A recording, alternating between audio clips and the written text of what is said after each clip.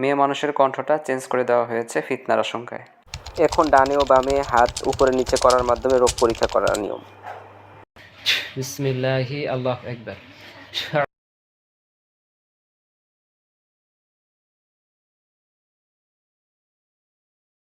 তসবিহ দিয়ে তোমার হাত আজকে তোমরা হাজিরা দেখবো তোমার সমস্যা আছে কিনা। আর এর উপরে করা, যদি কোনো বদনজর থেকে থাকে তাহলে হাতটা উপরের দিকে উঠে যাক, দ্রুত উপর দিকে উঠে যাক। আর যদি বদনজর না থাকে হাত নিচে নামতে থাকবে দ্রুত।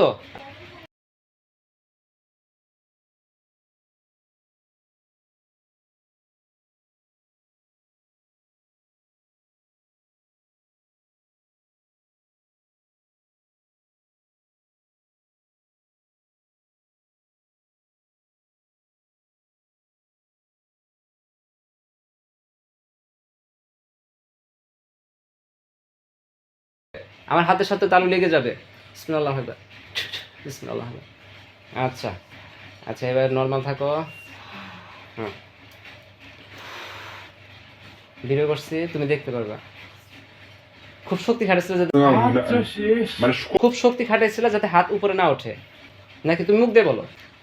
আমার শক্তি খাটাইছি, মানে হাতটা যাতে উপরে না ওঠে, কিন্তু তারপরেও উপরে উঠে গেছে। উপরে উঠে গেছে।